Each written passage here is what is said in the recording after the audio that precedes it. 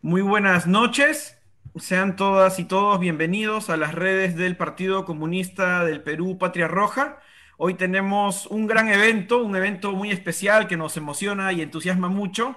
Es una conferencia sobre la vigencia del marxismo y tenemos una mesa, creo que de lujo, ¿no? Estamos esta noche con Atilio Borón, ustedes lo conocen muy bien, referente del marxismo internacional, ex director de Claxo, entre otras referencias que vamos a seguir conversándolas. Estamos con Anaí Durán, socióloga sanmarquina, directora de la Escuela de Sociología de San Marcos y además de la dirección de Nuevo Perú. Y estamos con Alberto Moreno, presidente del Partido Comunista del Perú Patria Roja y uno de los líderes históricos de la izquierda peruana. En esta ocasión, en el marco de los 92 años de fundación del partido de Mariátegui, decidimos empezar una serie de conversatorios y eventos, entre ellos este que nos parece de vital importancia. ¿Por qué el marxismo es vigente? Estamos en el año 2020, el mundo sigue su curso, la lucha de clases también, y nos parecía importante refrescar esta pregunta que no solamente es teórica, sino sumamente práctica. Vamos a iniciar esta ronda de intervenciones con Atilio Borón. Atilio Borón, como ya lo hemos señalado, es un intelectual argentino reconocido, tiene una serie de publicaciones, una última muy interesante sobre un debate frente al liberalismo y especialmente la figura de Mario Vargas Llosa, seguramente él también lo va a comentar sobre el hechicero de la tribu, y además siempre nos está acompañando constantemente y es un referente realmente en cuanto a la visión internacional en lo que está pasando en el mundo, ¿no? Nos parece muy interesante siempre sus puntos de vista y hoy tenemos una noche muy interesante para conversar con él. Bienvenido a Tilio y te preguntaríamos por qué es vigente el marxismo. Bueno, primero que nada, agradecer esta amable invitación y felicitar muy enfáticamente a las camaradas y camaradas del Partido Comunista del Perú, Patria Roja. 92 años, se dice fácil, pero sobrevivir en las condiciones tan difíciles que ha habido en América Latina y en el Perú a 92 años, que todavía está el partido con las banderas en alza y dispuesto a intentar una vez más llegar al gobierno de Perú, me parece que es digno de todo elogio y de una muy cálida felicitación. Yo creo que, a ver, el marxismo, a pesar de que se ha decretado tantas veces su muerte, pasa como esas figuras extrañas de la mitología, ¿no es cierto? Como el Cid, que parece que está muerto pero está vivo. Y en realidad está cada vez más vivo, porque el mundo se ha venido ajustando a las previsiones y a los pronósticos que Marx y Engels ya formularan desde sus primeros escritos en la ideología alemana, pero de una manera más general y para un público más amplio en el manifiesto del Partido Comunista de 1848. Cuando ellos hablaban, ¿verdad?, de un sistema que revolucionaba incesantemente los medios de producción, que tenía una tendencia a expandirse por todo el planeta y a cubrir toda la superficie del globo, cuando pronosticaban que iba a haber un proceso de creciente centralización y concentración de los capitales, que la riqueza iba a estar concentrada en un sector cada vez menor de la población, todos aquellos pronósticos a largo plazo hemos visto que se han venido cumpliendo inexorablemente. Por lo tanto, es indudable que en la interpretación de la sociedad contemporánea, el único marco teórico que ofrece una explicación bastante acabada del funcionamiento y la estructura de este sistema es el marxismo. Mucha gente podrá tener un rechazo muy visceral, no quieren saber nada. El marxismo ha sido muy combatido por las razones que estoy diciendo, porque es un sistema que devela, que descorre un telón y muestra lo que es la explotación de la sociedad capitalista. Muestra ese famoso secreto escondido en la plusvalía, ¿verdad?, que sigue siendo hoy tan importante como antes.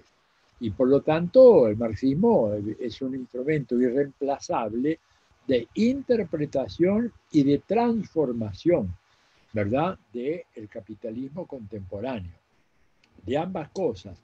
¿Por qué? porque no se puede transformar aquello que no se comprende. Primero tenemos que comprender cómo funciona el capitalismo y cuáles son las tendencias que tiene hoy, qué es lo que lo caracteriza en el momento actual, y a partir de ahí podemos diseñar entonces una estrategia más adecuada de transformación, de cambio, de superación. Capitalismo es un sistema que está, como dijo Fidel, condenando a la humanidad a su extinción.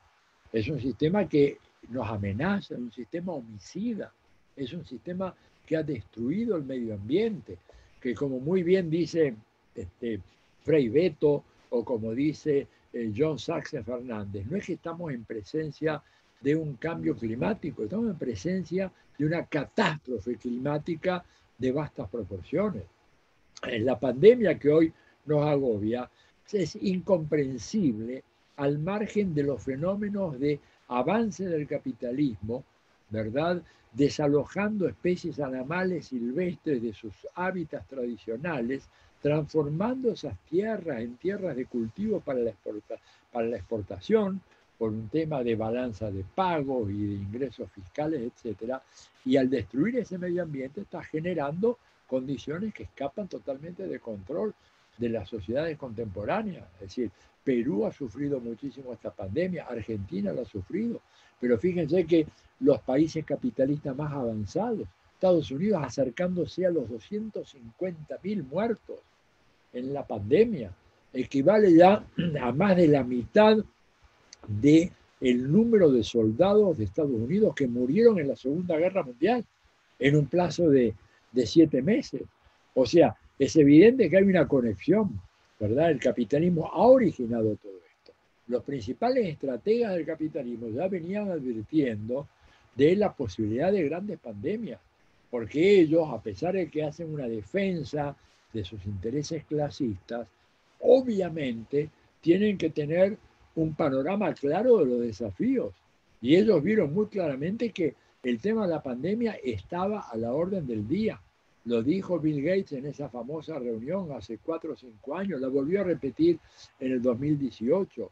Y ahí podemos hacer una discusión si él se está aprovechando o no de esto, pero lo cierto es que él lo advirtió y con mucha otra gente lo advirtió. Pero por supuesto los estados capitalistas no hicieron nada para detener eso. Entonces, hoy necesitamos ver cómo funciona el capitalismo y ver cómo hacer para desarmarlo. ¿Por qué digo esto? Porque tenemos que pensar que la idea de un desplome del capitalismo, producto de la pandemia, como por ejemplo llegó a insinuar Slavoj Žižek en un trabajo, donde dijo, el coronavirus le va a propinar el golpe de la patada del Kill Bill al capitalismo y este se iba a desplomar. Bueno, eso no es así.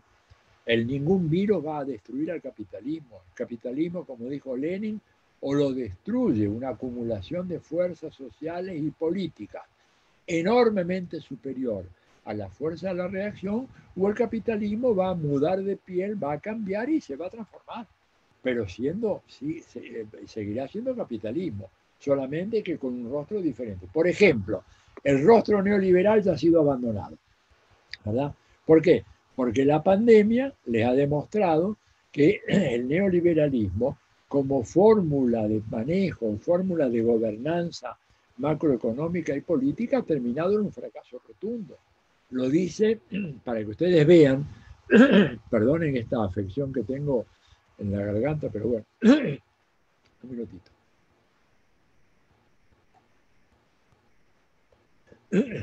El capitalismo, ¿verdad?, ha demostrado, por ejemplo, lo afirma un editorial del New York Times, una increíble incapacidad para controlar una pandemia que tendría que haber sido controlada como se hizo en China. Es decir, China no ha llegado a tener ni siquiera 5.000 muertos para un país de 1.390 millones de habitantes y Estados Unidos con 250.000 de muertos. Brasil acercándose a los 170, 180.000 muertos. Y así sucesivamente en Chile, en Argentina, en Perú, en Bolivia, en México, en la India. Entonces, ¿qué es lo que pasa? En ese contexto, la idea de que, bueno, el virus acabaría con el capitalismo es completamente incorrecta. O lo hacemos nosotros o no se hace. ¿Cómo lo hacemos? Bueno, un método, ¿verdad? El que triunfó en octubre del 17 en Rusia. Tenemos condiciones hoy de que se produzca un desplome como el que se produjo en Rusia y que hizo posible un triunfo revolucionario en cuestión de meses. No veo esa situación posible yo hoy en América Latina, ¿verdad? No la veo hoy, lo cual no quiere decir que mañana, cambiando las condiciones, eso puede ser una alternativa. Pero hoy no la tenemos a mano, ¿verdad? En ningún país de América Latina. Por lo tanto, tenemos que prepararnos para ver cómo es que vamos desmontando este aparato infernal, este aparato homicida, que es el capitalismo. Y cómo vemos de qué manera podemos trazar una estrategia que nos permita llegar al gobierno y una vez que llegamos al gobierno, lanzarnos a la conquista del poder, que son dos cosas completamente diferentes. El poder capitalista hoy se ha convertido, ¿no es cierto?, en una especie de articulación de diferentes fuerzas y factores fácticos que sostienen el conjunto del sistema. Antes ese sistema se sostenía de manera mucho más sencilla, porque el sistema era mucho más simple. Era la gran riqueza respaldada por el poderío militar.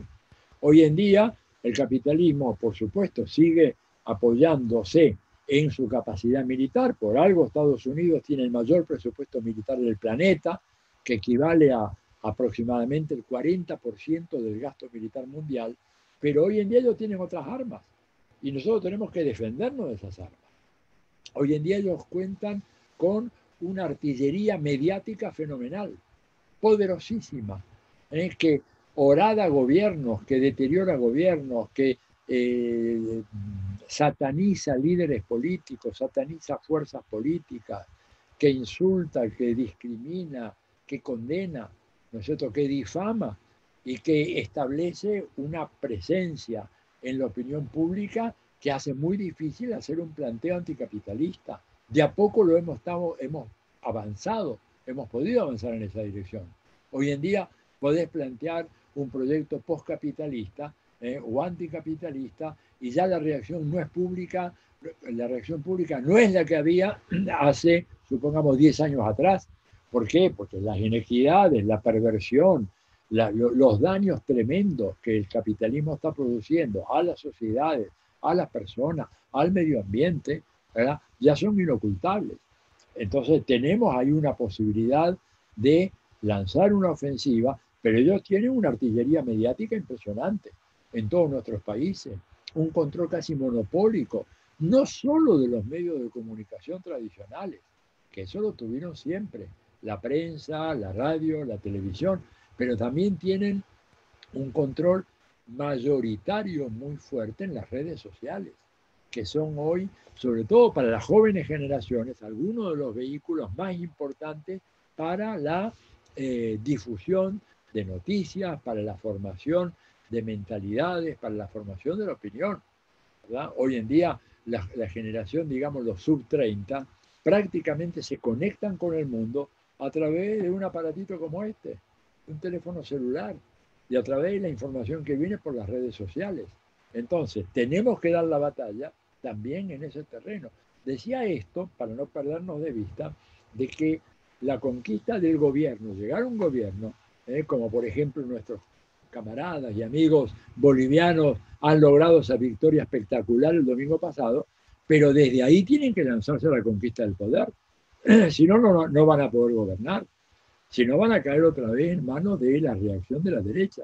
Y les decía, el poder mediático de la derecha, con todo su aparato de mentiras, de fake news, de falsificaciones, de tergiversaciones, el poder judicial, que ha llegado a adquirir una predominancia extraordinaria en el mundo contemporáneo. El lawfare, ¿no es cierto?, es una realidad en Argentina, en Ecuador, en Bolivia, en México, ataques tremendos, ¿verdad?, en nuestro país, en la Argentina, ¿verdad?, un ataque sistemático. ¿Por qué? Porque Estados Unidos ha logrado que los poderes judiciales de toda América Latina hayan sido entrenados y formados en Estados Unidos a través de los cursos aquellos de buenas prácticas que llevan todos los años a jueces, a fiscales, a periodistas, a legisladores, a tomar cursos de buenas prácticas, así se dice, en Estados Unidos. Y ahí les enseñan cómo actuar. El juez Sergio Moro, que condenó a Lula, es un alumno directo de esos cursos. Ahí tenemos los resultados. El juez Bonadío, que acaba de fallecer acá en la Argentina, ¿verdad? También alumno directo de aquellos cursos, que ha hecho la persecución al kirchnerismo y a Cristina Fernández. Así es. La razón de su vida, ¿verdad? Lo que ha pasado en Ecuador, 29 juicios en contra, querellas, perdón, en contra del presidente Rafael Correa, que no tiene recursos monetarios para pagar a tantos abogados para hacer frente a tantos juicios. Un problema gravísimo. Y estamos viendo cómo también eso está actuando en Colombia. Entonces, vemos el sistema capitalista, por supuesto, basado en la explotación del trabajo asalariado, la concentración de la riqueza, pero apoyado por la artillería mediática, el poder judicial, las fuerzas de seguridad, mal llamadas fuerzas de seguridad, policías y fuerzas militares, que tienen por jefatura al Pentágono. No hay que hacerse ninguna ilusión. Miren lo que pasó en Bolivia. ¿Quién fue que finalmente en ese empate, que salgo, que no salgo, etcétera, quién fue el que dijo, presidente tiene que irse porque no podemos garantizar el orden público? El general del ejército de tierra y el jefe de la policía. Fíjense qué curioso, los dos están, al poco tiempo de haber jurado Yanin Áñez, estaban los dos viajando, están instalados ya en Estados Unidos. Uno de ellos con identidad protegida, cambiada, ¿verdad? O sea, esa es la tercera pata de apoyo del poder capitalista hoy. La prensa, en todas sus dimensiones, incluyendo redes sociales, el poder judicial, al servicio de la reacción permanentemente, los jefes militares, ¿verdad? Las grandes fortunas que no han sido tocadas, que es muy difícil hacer, por ejemplo, siquiera que paguen impuestos. Vivimos en la región más desigual del mundo y en la región en donde los ricos son tratados con guante de seda como ninguna otra parte del mundo. Se lo dijo la Angela Merkel en una reunión al presidente Alberto Fernández, le dijo a la Merkel una gran verdad. Le dijo, uno de los problemas graves que tienen ustedes en Latinoamérica es que allá los ricos no pagan impuestos. Y tiene razón. En este país, la Argentina, el grueso de los impuestos lo pagan los trabajadores y los consumidores. Los ricos no pagan casi nada. Y hace 6 meses que el gobierno de Alberto Fernández está tratando de sacar una ley para que una proporción equivalente al 0,01%, fíjense, 0,01% de los argentinos paguen un impuesto excepcional a la riqueza, y la ley no sale del Congreso. En la Cámara de Diputados siempre hay una objeción, un artículo, un inciso, una nota de privilegio, un pedido de informe, etcétera. La ley no sale. Y si sale habrá que ver si la van a querer pagar, porque están en abierta e insolente rebelión, llamando a la desobediencia civil. Han caracterizado a este gobierno, ¿verdad?, como una infectadura, una dictadura, ¿verdad?, basada en la especulación en torno a la infección, la infectadura de Alberto Fernández. Y han salido a la calle, ¿no es cierto?, y han ganado la calle, infectándose entre ellos, infectando a otra gente, no les importa nada. Quieren tumbar a este gobierno. Entonces, ahí tenemos el otro elemento, el poder de la riqueza concentrada que se traslada a través del Parlamento, de los medios, de los jueces. Entonces, hoy en día, el análisis del capitalismo contemporáneo nos lleva a ver de qué manera podemos, desde el gobierno, empezar a desmontar estos aparatos.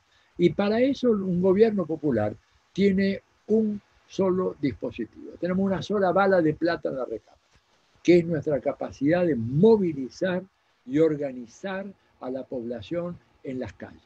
Punto. Porque si vamos a confiar en el rodaje institucional del Estado, en el Parlamento, en el funcionamiento del sistema judicial y todo lo demás, cualquier gobierno de América Latina termina maniatado, así, sin posibilidad de hacer nada. Solo eso se rompe cuando hay una multitudinaria movilización popular. Y ahí es hacia donde tenemos que enfocar nuestros cañones, por supuesto, viendo la evolución, mirando con mucho ojo la evolución de la pandemia. Tampoco se trata de hacer lo que hace irresponsablemente la derecha. Pero bueno, ellos no tienen los escrúpulos morales que tenemos nosotros. También por eso tienen ventaja, porque nosotros no estamos dispuestos a salir a infectar a la gente o a salir a matar o a salir a hacer las atrocidades que ellos cometen. Tenemos una moral que es distinta a la que ellos tienen y que nos impone límites. Ellos no tienen límites. Si es preciso tumbar un gobierno, lo van a tumbar. Si hay que mentir, se va a mentir. Si hay que robar, van a robar. Si hay que levantar falsos testimonios, lo van a hacer. Acá en la Argentina, Macri utilizó una fenomenal red de espionaje ilegal, en donde espió no solo a los opositores, espió a su propia gente, a sus propios colaboradores, a su propia familia, para facilitar que el saqueo de las riquezas que había en la Argentina. O sea, gobiernos que no tienen escrúpulo alguno y que no creo que sea muy diferente la situación en Perú. No lo es en el caso de Chile. En el caso de Chile y peor todavía que en la Argentina. Peor todavía que en la Argentina. Esto es un desastre. Aquello peor todavía. Porque se ha mantenido durante más de 30 años de supuesta democracia. Ya nadie habla de democracia en Chile. Pero yo recuerdo, ¿verdad? Y Anaí seguramente lo sabrá, en las discusiones de los sociólogos, politólogos, que se hablaba de la transición chilena como el modelo. Perú tenía que seguir ese camino, Argentina seguir ese camino de la transición, una farsa gigantesca, convirtiendo a Chile en el octavo país con la peor distribución de ingresos del mundo, cuando en una época estaba entre los relativamente más igualitarios de los países de América Latina, ¿verdad? Y con un despojo en donde se han robado todo, desde el agua, desde sus propios manantiales de nacimiento. O sea, no puede ir alguien a la cordillera de los Andes, un campesino, si hay un manantial en su pequeña finca, no puede utilizar esa agua porque le corresponde a la compañía dueña del agua, desde su nacimiento. No una compañía que maneja la distribución, es dueña del agua. El agua es la vida de la especie humana y de la especie animal, propiedad privada, ¿verdad? Entonces, la lucha contra el capitalismo tiene que ser una lucha que tenemos que dar en todos estos frentes. Y realmente teniendo en cuenta, además de que el capitalismo, esta sería la quinta pata de ese sistema, ¿verdad? Medios, poder judicial, la riqueza, ¿verdad? El funcionamiento del sistema electoral e institucional y encima el apoyo de Estados Unidos, que es, digamos, el gran director de orquesta que financia y le plantea las guías de funcionamiento para la defensa de los intereses capitalistas en todo el mundo. Y esto, digamos, el papel que ellos se han atribuido y que cumplen de sheriff, el sheriff solitario, como le llamaba Samuel Huntington, del capitalismo mundial. Porque cuando hay un ataque a los intereses capitalistas, el país que sale a hacer la defensa, donde sea, en cualquier lugar del planeta, ese país es Estados Unidos. Nadie más tiene la capacidad de hacer eso. Ni Francia, ni Alemania, ni Gran Bretaña, ni Japón tienen la capacidad para salir en defensa del orden capitalista amenazado en Perú, o en Argentina, o en Chile, o en Nigeria, donde sea. Estados Unidos sí puede. Por lo tanto, vemos cómo la estructura, ¿verdad?, de este poder capitalista es tan compleja. Y tenemos que irla desarmando, desactivando. Termino diciendo, ¿es una tarea imposible? No, para nada. No es imposible, ¿verdad? Es algo perfectamente posible. ¿Que va a llevar tiempo? Va a llevar tiempo. ¿Que va a requerir mucha disciplina? Claro que sí, por supuesto. Gramsci decía, la revolución es una cuestión de disciplina, sin ninguna duda. Pero que creo las condiciones están madurando para que el mensaje nuestro, hablando sobre la imperiosa necesidad de empezar a construir una sociedad postcapitalista en el mundo este que nos deja la pandemia, son inmejorables en mucho tiempo. Hoy en día no hace falta hacer grandes argumentaciones para convencer a la gente de que Perú o Argentina necesitan un sólido sistema de salud pública, que no tenemos. Y que si lo hubiéramos tenido muchísimo menos muertos que los que hemos padecido en estos países. No hace falta mucho argumento para convencer a la gente de las bondades de un sistema en donde tengamos una industria farmacéutica estatal que venda como en Cuba los medicamentos a un precio prácticamente de costo, teniendo en cuenta que el mayor componente del precio de los medicamentos está en el mercadeo, en el packaging, en la propaganda y en los salarios fenomenales de los CEOs, de los grandes gerentes de las grandes compañías farmacéuticas. ¿Y por qué acabar con todo eso? Y demostrar de que la jubilación privada es una estafa, como lo prueba de una manera rotunda el caso de Chile. Y que tenemos que además que promover la organización sindical, porque está demostrada, hay una correlación perfecta, inversa. A mayor debilidad del movimiento sindical, mayor concentración de los ingresos en el 10% más rico de la población.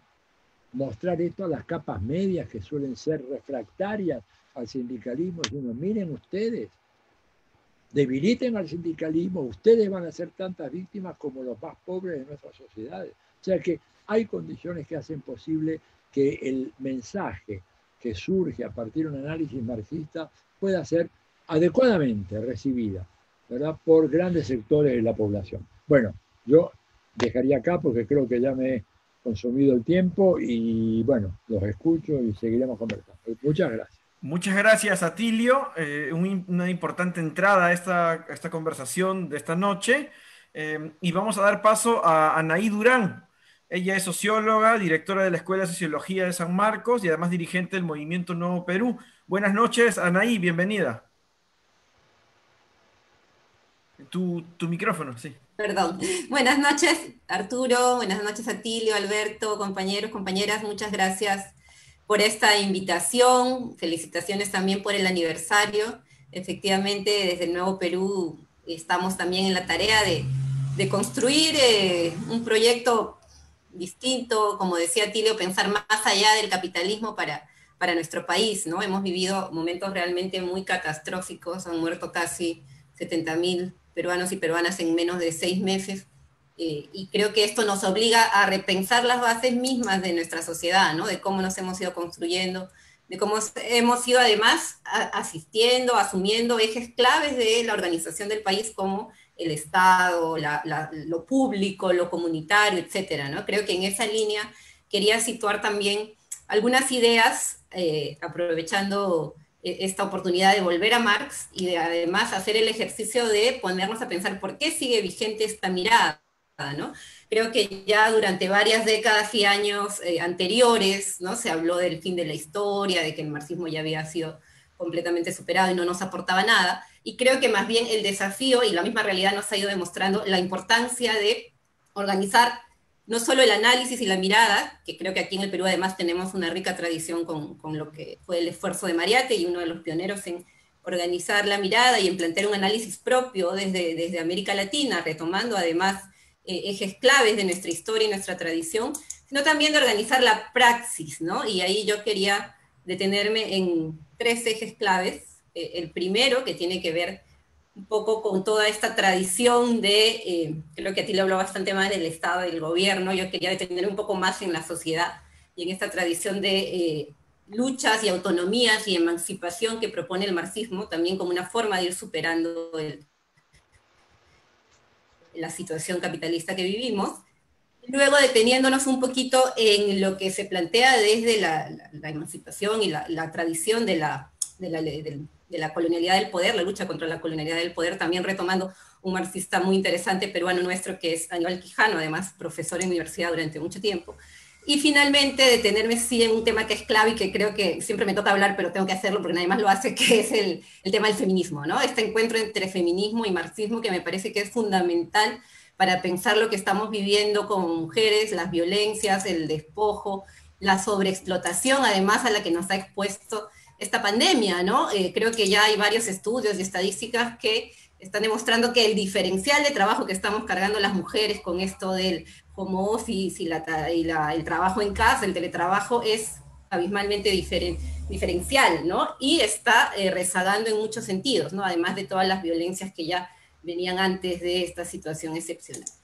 Entonces, para entrar al tema, pues sí, creo que señalados esos 3 ejes, sí quería empezar señalando esta vigencia del marxismo, ¿no? Y partiendo un poco de lo que planteaba Tilio, cómo volvemos a tratar de imaginar una sociedad, un mundo post-capitalista, ¿no? Que supere esta situación, porque creo que ahí también hay un ejercicio de imaginación que hemos dejado de hacer o que dejaron de hacer mucho tiempo las izquierdas, ¿no? Como esta resignación a pensar que no hay forma de salir del capitalismo y que lo que corresponde es arreglos más, arreglos menos, continuar reproduciendo esta forma de economía y sociedad, ¿no? Creo que en esa línea sí es importante volver a estas claves que plantea Marx para ubicarnos en lo que es la globalización neoliberal de estas últimas décadas, ¿no? Hegemonizada además por todo el manejo de las finanzas, por esta acumulación por desposesión de la que también hablaba Harvey, ¿no? De cómo ha ido, y que retomando a Rosa Luxemburgo, ¿no? De cómo fue avanzando el capital, y esto lo vivimos en el Perú brutalmente en las 2 últimas décadas con el auge del precio de los commodities, ¿no? Avanzando en aquellos territorios donde todavía no había llegado, ¿no? En las comunidades campesinas para extraer recursos mineros, en las comunidades amazónicas para extraer recursos petroleros, en fin, ¿no? Esta configuración del capitalismo del siglo XXI tiene mucho que ver también con eso que se apuntaba ya, ¿no? De la acumulación por disposición que mencionaba, y esta forma de globalización neoliberal hegemonizada por las finanzas, las privatizaciones, el tema de Estado promotor de la inversión privada que hemos visto ya con la figura del neoliberalismo, ¿no? Que supera al liberalismo, en tanto aquí el Estado sí tiene un rol, ¿no? El Estado tiene el rol de promover la inversión privada, y lo hemos visto aquí, ¿no? En el caso de neoliberales locales, tipo Hernando de Soto, que ahora va a ser candidato a la presidencia además, ¿no? Que pregonan esto, ¿no? El Estado tiene que intervenir para garantizar a los privados, ¿no? Que ellos se encarguen de todo, y como ya hemos visto también muy bien, pues no se encargan más que de lucrar, ¿no? Entonces, esto creo que es clave también para asumir lo que está haciendo el capitalismo del siglo XXI, ¿no? Y creo que la pandemia justamente nos obliga a mirar estos ejes claves con este lente que nos plantea Marx, ¿no? Por ejemplo, esta centralidad en la relación capital-trabajo, ¿no? Han sido meses en que justamente la economía no funcionaba porque no había trabajadores, ¿no? Después que se dijo mucho tiempo que ya la maquinaria y todo funcionaba, que el trabajador era absolutamente prescindible, lo que hemos visto más bien es que sin trabajadores no hay acumulación, no hay economía, no hay crecimiento del PBI, ¿no? La cuarentena han sido eso en Europa, en América Latina. Finalmente, ¿dónde está el trabajador, ¿no? Y creo que volver a mirar esta relación capital-trabajo es esencial, ¿no? Bueno, luego quiero volver a eso desde el feminismo. Quería avanzar más bien en esto que plantea al comienzo, ¿no? Este lente que nos plantea Marx también, sobre todo para desde la sociedad plantearse rutas emancipatorias. Me parece que sí lo planteó muy bien el escenario de dominación y de luchas, y proyectos también políticos. Yo quería detenerme en esta parte de las propuestas que hace Marx en términos de cómo los sujetos sociales pueden ir avanzando, las personas, para decirlo, ¿no? Los sujetos, las organizaciones, pueden ir configurando procesos que les permitan superar las relaciones de dominación, ¿no? Porque creo que ahí también es clave la mirada marxista de que es posible superar la dominación, ¿no? Y no esta aplastante idea de que las relaciones sociales están dadas y que no se puede superar, ¿no? Entonces creo que ahí es clave esta línea que propone el marxismo, de cómo la superación de la dominación es un proceso de conseguir mayor independencia, ¿no? En un proceso de construcción política de mayor independencia frente a la opresión de las clases dominantes, frente a lo que nos está planteando la subordinación misma de la sociedad capitalista en términos de consumo, de explotación, etcétera, ¿no? Y ahí va a haber tradiciones del marxismo, como el consejismo obrero, ¿no? Que van a plantear toda esta idea a partir de la misma experiencia de los soviets, ¿no? Cómo se puede ir generando procesos de mayor autonomía a la misma clase trabajadora, ¿no? Cómo se pueden ir generando formas distintas de organizar el trabajo y la producción, ¿no? Todo el tema del consejismo obrero creo que justo es interesante también porque plantea eso, ¿no? La posibilidad de otras formas de organizar la producción, la relación entre el trabajo y la organización. Entonces, esta autonomía como una posibilidad de alcanzar una mayor emancipación, una mayor independencia, una mayor posibilidad de autodefinirse, ¿no?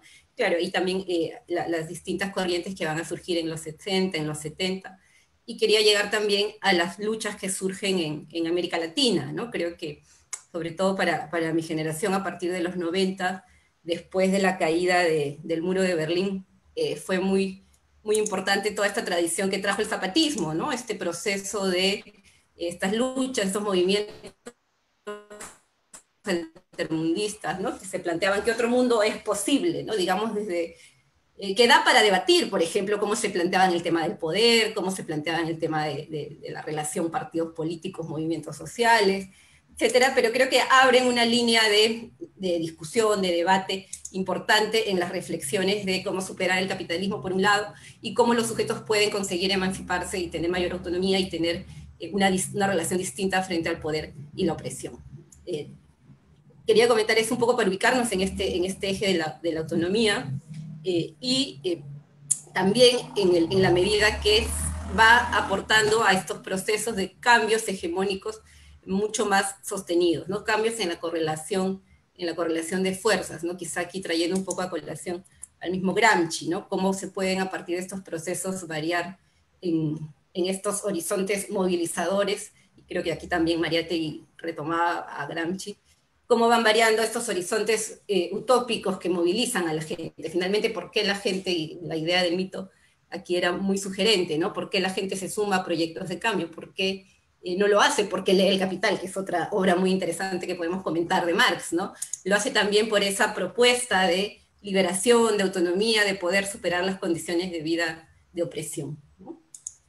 Dicho esto, sí creo que es importante ir ubicándonos en América Latina y más en el Perú, y creo que aquí esta conexión que quería hacer con Quijano, con cómo Marx fue enfocando todo el tema de lo indígena, de lo colonial, ¿no? Por los 200 años salió un libro muy interesante que publicó la vicepresidencia de Bolivia en ese tiempo, de García Linera, que tenía que ver justamente con cómo Marx se había ido aproximando a este contexto de las sociedades coloniales, digamos, ¿no? Con los cuadernos de Kovaleski, creo que esto da como para una charla aparte. Pero sí me parecía muy interesante estas conexiones que fue asumiendo, mirando ya cómo la sociedad burguesa estaba organizando todo el mercado mundial, ¿no? Y cómo luego Quijano va a retomar esto y lo va a pensar más bien desde cómo las formas de control, de explotación del trabajo, se van a ir enlazando con el tema de las razas, que también son parte de esta organización colonial, ¿no? Cómo se va viendo funcional, además, una homogenización de la gran diversidad que existía antes de los procesos de conquista, ¿no? Entonces, todas las diversidad y heterogeneidad se van a ir asumiendo en esta estructura de poder, ¿no? Y va a ir llevando finalmente a una organización del mundo y del poder mismo, ¿no? En el capital, en el trabajo, que va a ir armando esta configuración geopolítica que hemos ido heredando, ¿no? Esta idea de la subordinación de América al mercado mundial, ¿no? Entra al mercado mundial desde una situación de una situación colonial, ¿no? Donde el trabajo también se va a ver afectado por la división racial y todas las secuelas que hemos ido cargando, ¿no? Lo vemos a cada cierto tiempo, en el Perú por lo menos un país profundamente racista, con una estructura colonial además, como decíamos, asocia clase social a la cuestión étnica, ¿no? Cada cierto tiempo sale el debate nuevamente, creo que ahí hay una estructura de dominación también que liga, ¿no? Todo este campo más bien económico, de estructura y de organización del mercado, con la parte más bien de las relaciones raciales y subjetivas que se fueron configurando, ¿no? Entonces creo que esto también es clave, esta línea de pensamiento marxista, como hablaba al comienzo, no solo la vigencia de Marx, sino de las líneas de pensamiento que da lugar el marxismo, me parece clave, y creo que felizmente últimamente se ha rescatado mucho esta mirada, ¿no? Para pensarnos como sociedad en el caso peruano y creo que en el caso latinoamericano en general. Eso junto también a las distintas tradiciones comunitarias, ¿no? Creo que durante mucho tiempo la izquierda tuvo cierta tensión con el mundo indígena, comunitario, ¿no? Una mirada que tendía a mirar la clase sobre las condiciones culturales y étnicas, ¿no? La clase social sobre la clase campesina, ¿no? En el caso peruano tuvimos una izquierda muy, muy campesinista, ¿no? Quizá a diferencia del caso colombiano, donde hubo un poco más de lugar a lo indígena, ¿no? y creo que nuestra misma reivindicación nacional popular, con todo lo que hace Velasco, apela mucho a lo campesino, ¿no? Y creo que ahí hay un enriquecimiento que se da ya de las últimas décadas, también mirando los procesos de Bolivia, de Ecuador, ¿no? Donde hay este encuentro de luchas emancipatorias que pueden conciliar finalmente ambos ejes de identificación y de reivindicación, ¿no? Creo que esto es bien interesante también para la discusión y para pensar la vigencia de estas miradas críticas y emancipatorias que aporta el marxismo, con sus especificidades, ¿no? El mundo indígena no quiere decir que también estés inmerso o subsumido en una mirada marxista, ¿no? Hay tensiones, pero creo que se aportan y se complementan de manera muy interesante.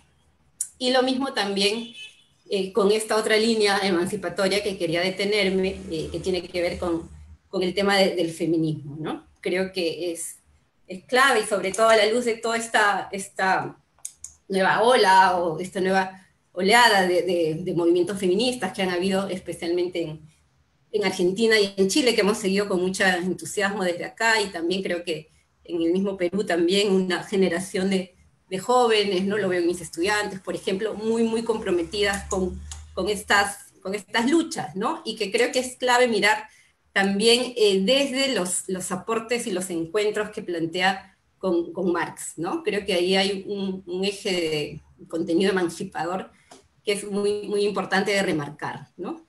Y creo que esto también, enriqueciendo al mismo Marx, ¿no? Creo que hay teóricas, digamos, miradas desde el feminismo marxista que han enriquecido mucho lo que ya planteaba Marx, ¿no? Es verdad que sobre todo el énfasis podía estar en la lucha de clases, pero también en la lucha de los seres humanos por liberarse de la explotación, y esto implicaba enlazar, como decía, la división de género, de raza, etcétera, ¿no? Que es como ir configurando este sujeto del cambio social, ¿no?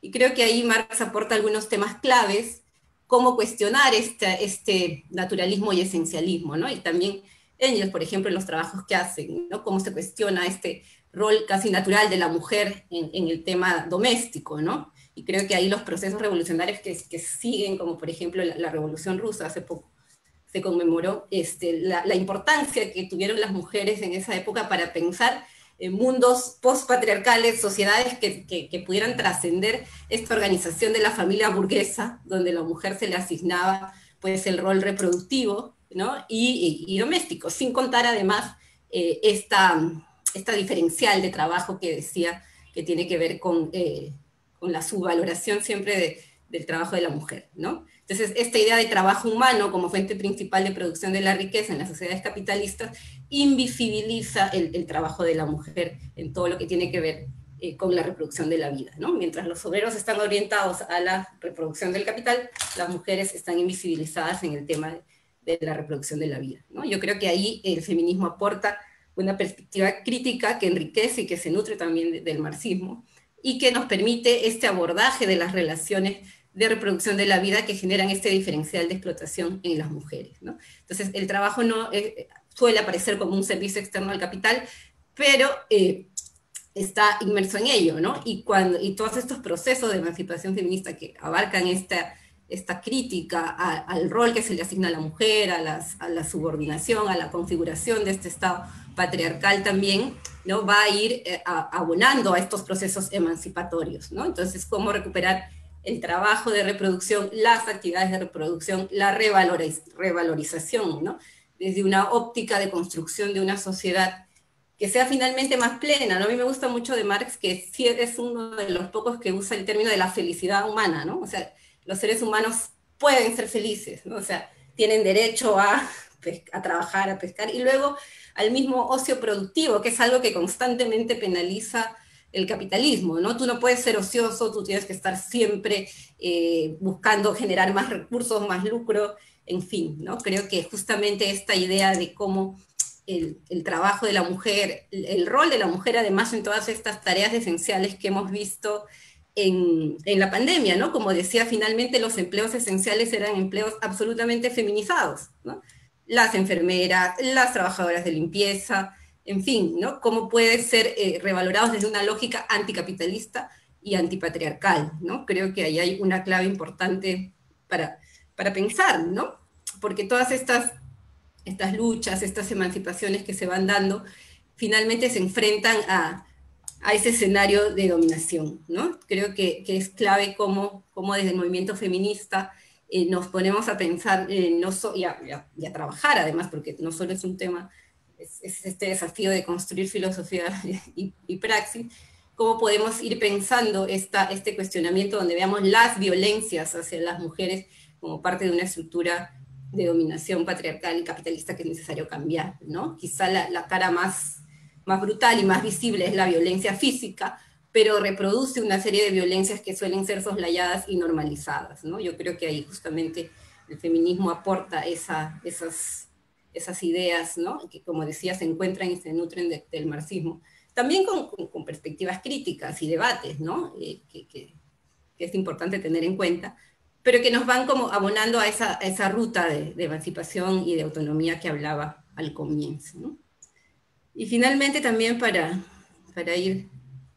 ir avanzando y poder también tener tiempo de conversar un poco, yo sí creo que es importante asumir este momento de crisis como un momento de oportunidad, ¿no? Un momento de oportunidad para superar justamente, en el caso peruano, lo que hemos tenido como normal y como realidad estas últimas décadas, por hablar 3 décadas desde el 92 que el golpe del fujimorismo impuso el modelo neoliberal aquí, ¿no? Han sido 3 décadas y creo que ya venían deteriorándose y que este golpe que ha significado la pandemia ha puesto más todavía en evidencia, ¿no? Que todo este eje de discusión, que creo que ahora está en la mayoría de la gente, ¿no? ¿Qué ha pasado con el empleo, el trabajo? Esto que decía, la relación capital-trabajo, ¿qué ha pasado con el empleo en el Perú? ¿No? O sea, la gente no tiene trabajo, se recursea, una población absolutamente informal, que te vuelve a llevar una bajísima sindicalización, ¿no? Que te vuelve a llevar a la mirada de dónde está la generación de la riqueza en este país, ¿no? ¿Quién se está quedando con eso? Y qué bueno que a ti lo mencionaba, el impuesto a las grandes fortunas. Pues aquí no solo es un tema de que no hay impuestos, es un tema de ilusión enorme, ¿no? Y con una serie de leguleyadas para no pagar esos impuestos. O sea, hace poco tuvimos una demanda en el Tribunal Constitucional donde las grandes empresas le hacían juicio al Estado para que no les cobre, ¿no? Mientras a los ciudadanos nos persiguen porque no pagamos un mes de impuesto a la renta, en fin, ¿no? Entonces creo que sí es esta crisis una oportunidad para traer todas estas aportes, estos puntos que nos da el marxismo y que, como digo, sería largo seguir abordando, pero que nos fuerzan, creo, hemos llegado a un momento en que de verdad esta idea de socialismo o barbarie se vuelve cada vez una realidad, ¿no? Por el tema del cambio climático, por el tema mismo de la organización de las relaciones sociales entre personas, ¿no? Por el tema de cómo organizamos la vida misma, ¿no? La vida en común, ¿no? Lo veíamos ahora cuando la gente se moría sin poder pagar 50.000, 20.000 dólares en una clínica, ¿no? Entonces creo que este modelo de vida como algo ya insostenible, ¿no? Insostenible para una vida digna, obviamente para los que pueden pagárselo seguirá siendo sostenible, pero esa es una minoría, ¿no?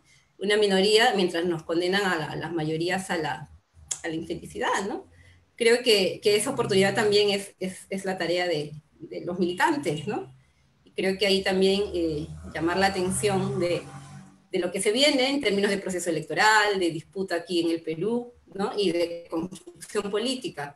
Yo suelo decir que tenemos una izquierda que suele ser bastante electoral en el caso peruano, ¿no? Como que todos los procesos de conflicto armado, crisis, etcétera, nos hicieron mucho daño en términos de minar el tejido social, la construcción territorial, y rearmar todo eso es muy difícil, ¿no? Entonces, creo que sí, ahí está el desafío y lo estamos asumiendo en lo posible. Pero entendiendo esto, a mí me gusta mucho esta frase de Mariátegui que dice que la historia es duración, ¿no? Y le agregaría disciplina también, coincidiendo con Atilio, ¿no?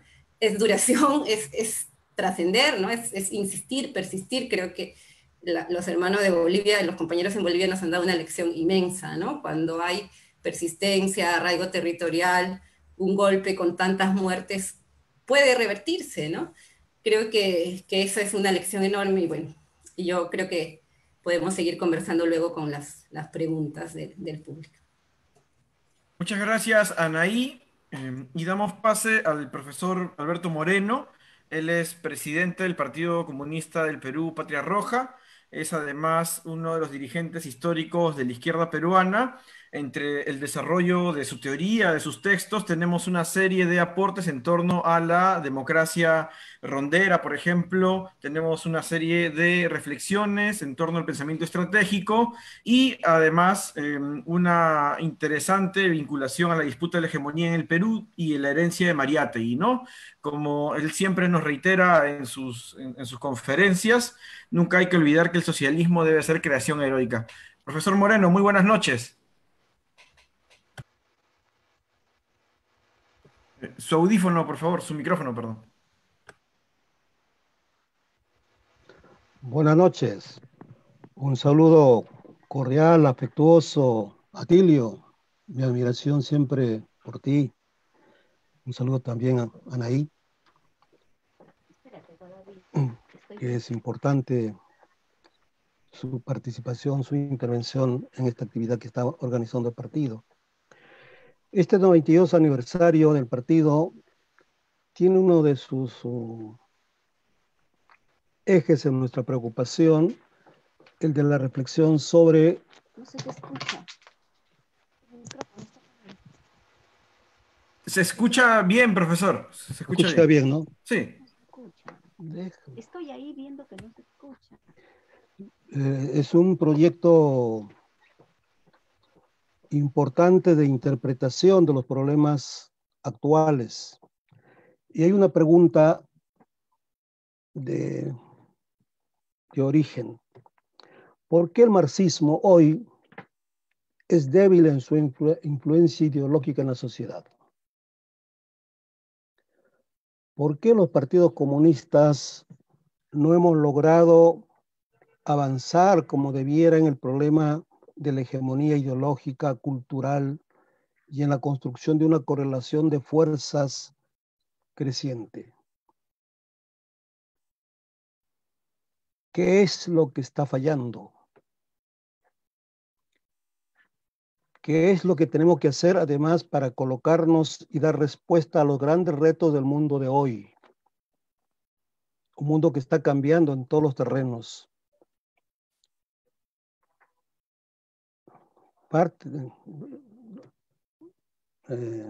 Atilio ha dado explicaciones de estas situaciones que comparto plenamente, también las preocupaciones de Anaí, pero quisiera agregar algunas cosas. Pienso que la vigencia del marxismo es hoy más grande que en el pasado, pero quienes asumimos el marxismo no estamos haciendo el trabajo suficiente para afirmar esa vigencia y para afirmar una hegemonía que contraste, que confronte y que vaya derrotando todo ese inmenso poder que se ha explicado ya acá, acumulado por las fuerzas, por el capital, por las fuerzas de derecha.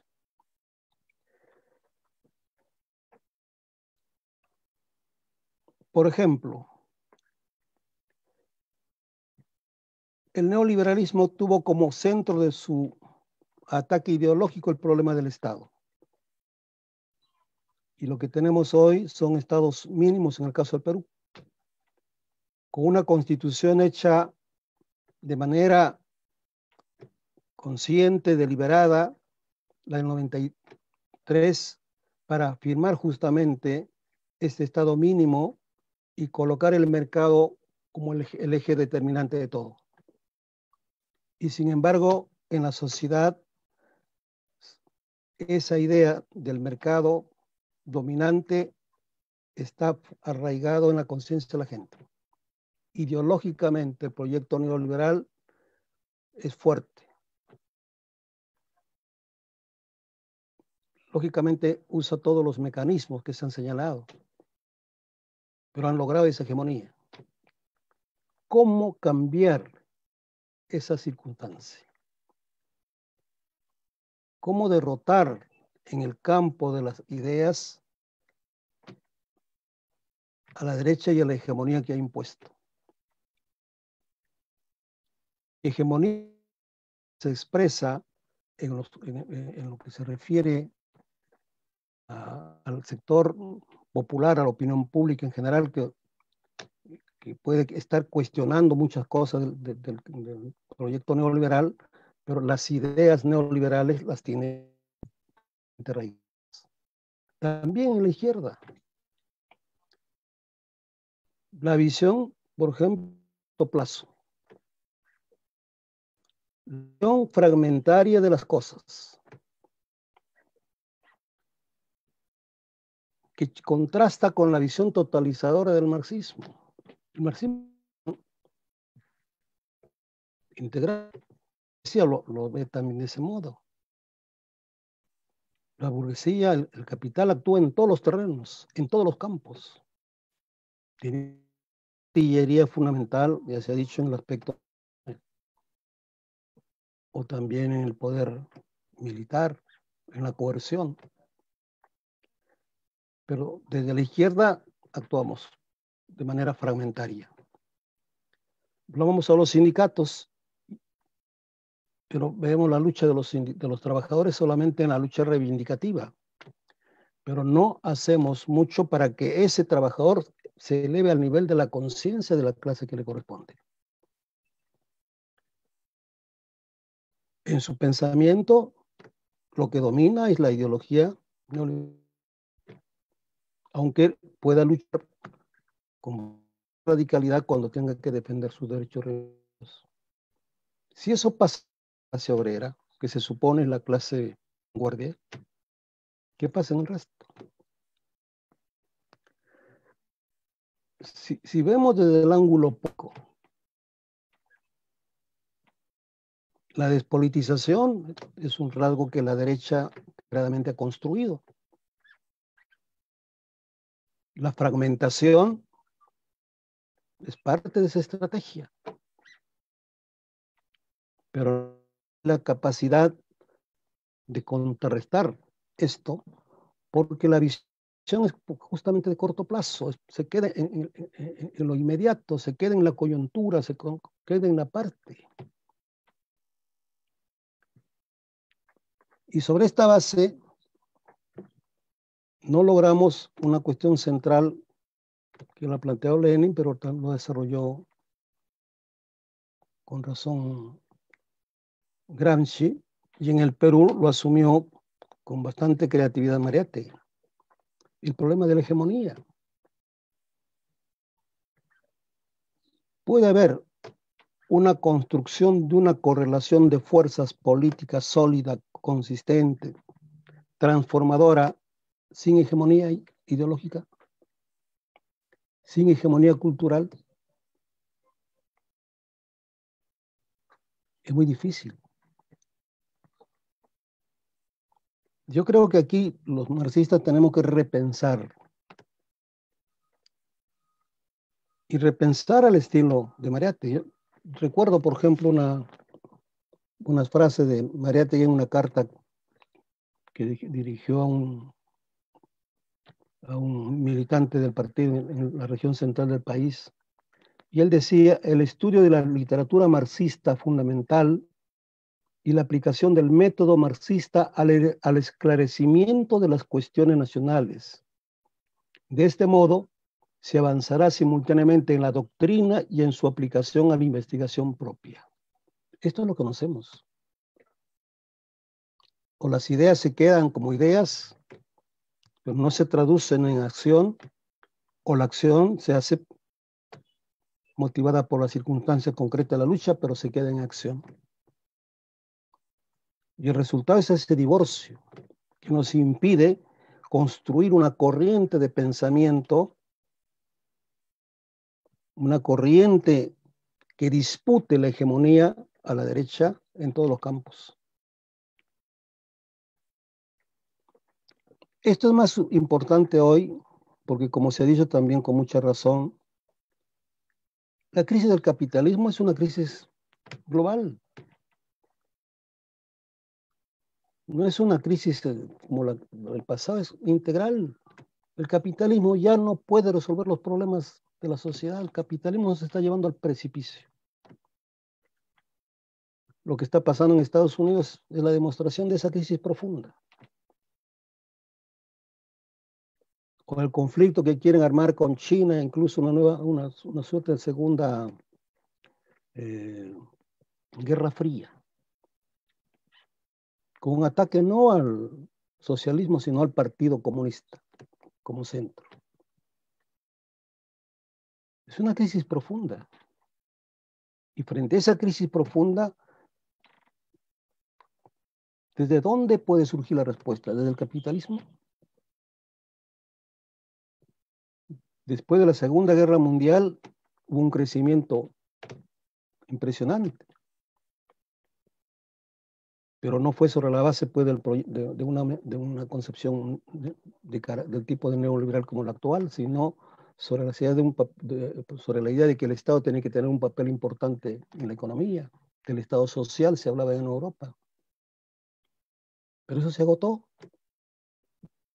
hace mucho tiempo. El proyecto neoliberal es la alternativa a esa situación, pero el neoliberalismo entonces se agotó. Entonces, ¿cuál es la respuesta posible frente a esta realidad? A escala mundial y a escala nacional. Es el socialismo, no existe otra posibilidad. Pero ¿cómo hacer que ese socialismo sea entendida por la gente, asumida por la gente, se convierta en una corriente de pensamiento y se convierta también en una acción práctica y concreta?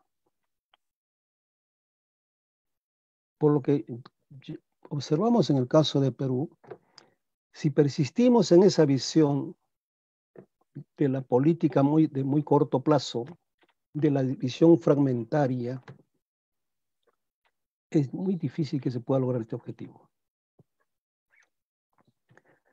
¿Por qué no hay unidad en las izquierdas, acá en el Perú? En una circunstancia donde todas las condiciones son, como se ha dicho acá, favorables para el desarrollo de una alternativa desde la izquierda y del movimiento popular.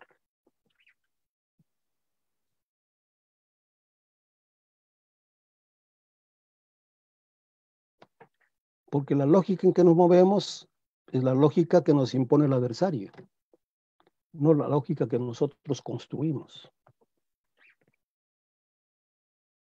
Porque no hay una visión integral y proyectiva, estratégica.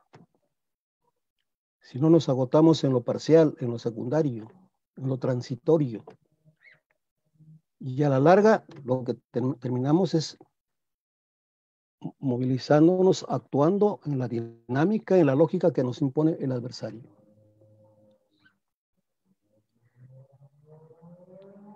La crisis que estamos viviendo ahora, el coronavirus mismo, coloca sobre la mesa la idea de cambio. Pero no estamos preparados para eso. Porque en cierto modo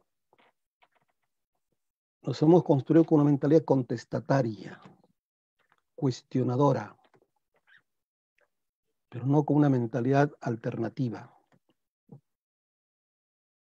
No estamos preparados en la política para gobernar, para transformar, para incorporar a las masas en ese proyecto transformador. Entonces, esta gran oportunidad histórica para el cambio, cada vez más necesario, requiere que los marxistas repensemos nuestra situación, que volvamos a la raíz del marxismo, de la concepción global marxista, y desde esa visión podamos interpretar esta realidad nueva que tenemos y encontrar las formas, los medios, los procedimientos que sean más apropiados para nuestra nueva realidad. Porque el mundo de hoy no es el mundo de la época de Mariátegui. Las respuestas que tenemos que dar no son exactamente las mismas. Hay nuevas situaciones, como aquí se ha señalado en el caso de la mujer, por ejemplo. Tenemos que repensar una visión de proyecto del país. En el caso del Perú, nosotros las estamos proponiendo como parte de la lucha, como dentro de lo que llamamos la aproximación al socialismo la idea del nuevo curso, que tiene 4 puntos, que no es todavía socialista, pero que nos puede permitir abrirnos un espacio grande en ese escenario donde la gente no está interesada en la política, no tiene confianza en los políticos, pero que podemos atraerlo y hacerlo avanzar.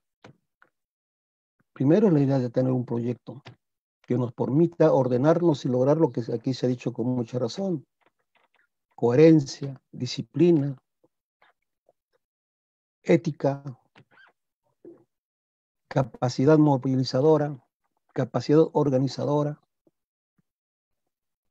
que es indispensable, que nos permita tener los cuadros preparados para esos cambios.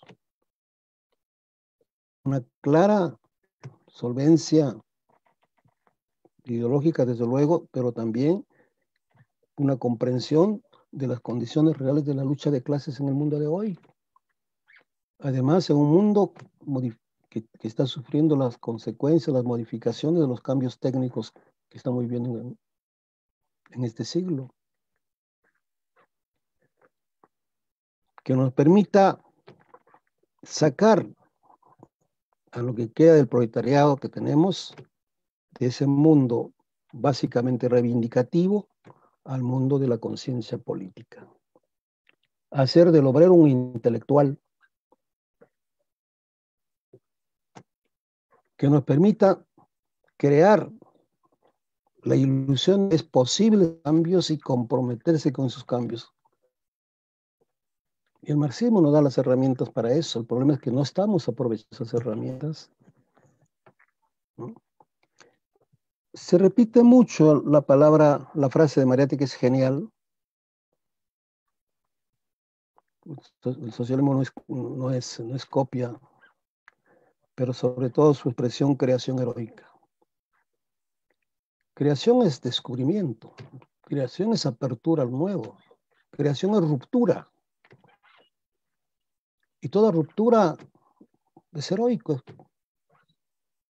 Y tenemos que vencer una serie de herencias, una serie de taras, una serie de tradiciones que dominan todavía en la cultura peruana, en la tradición peruana, que nos ata y que nos imposibilita hacer precisamente esa capacidad de renovación. Nuestra forma de trabajo, nuestros métodos, casi siempre reproducen lo viejo. Hay un miedo a descubrir nuevas cosas, hay un nuevo miedo a abrirnos. Por eso tenemos una fuerte carga sectaria, una fuerte carga espontaneísta,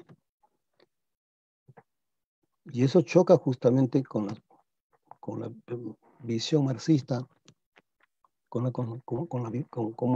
el marxismo debe permitirnos entender la realidad, y desde esa realidad entendida encontrar los mecanismos, los métodos y los procedimientos para avanzar. Si aquí no hay esa ruptura mental, difícilmente vamos a avanzar, aunque lleguemos al gobierno. Porque vamos a terminar reproduciendo mucho de lo viejo. Muchas de las tradiciones acumuladas durante siglos.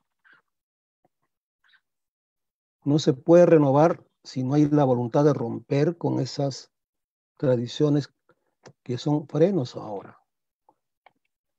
Y dos, si no sabemos recuperar también las tradiciones positivas acumuladas a lo largo de la historia. El tema del marxismo, vigencia, es sobre todo en el caso nuestro, el problema de cómo asimilamos el marxismo en toda su profundidad dialéctica, y nos atrevemos a encontrar respuestas nuevas, nos atrevemos a encontrar teorías que correspondan a las realidades que están cambiando, que nos permitan entender, por ejemplo, la democracia. ¿Qué tipo de democracia? Aquí hay una experiencia de las rondas campesinas que se habló hace poco, que es la tradición de la tradición soviética. En los años 80 se avanzó bastante.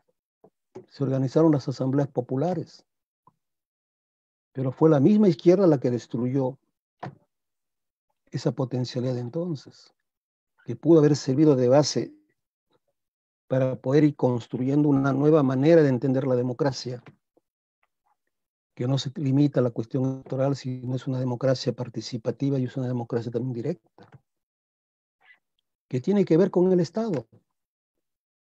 Porque las rondas campesinas lo que están haciendo es resolver problemas que el Estado no puede resolver. Son una suerte de pequeños estados, pequeñitos, limitados, pero son eso.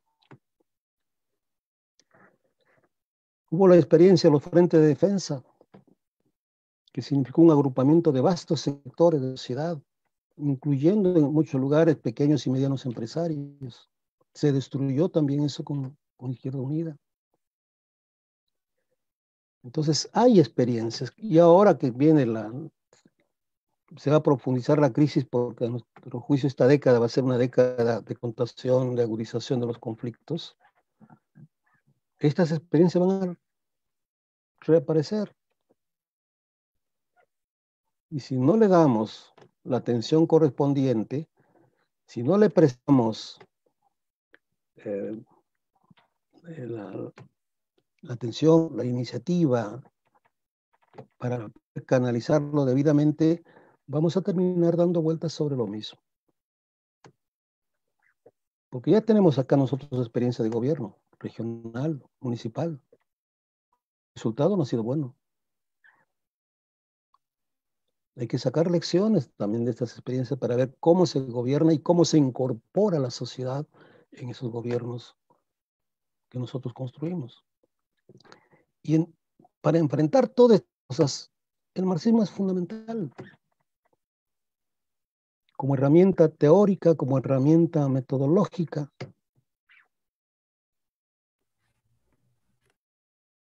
Y como capacidad de creación. Porque ese sentido es la expresión de Marítez genial, creación. Hay que crear, hay que descubrir cosas nuevas, hay que atrevernos a abrir caminos diferentes. Hay que tener la capacidad de romper con las herencias que ya no sirven, que ya no corresponden a las nuevas situaciones. Hay que hacer del marxismo no solamente una concepción y un método, sino también una práctica. La capacidad de entender y cambiar esa realidad.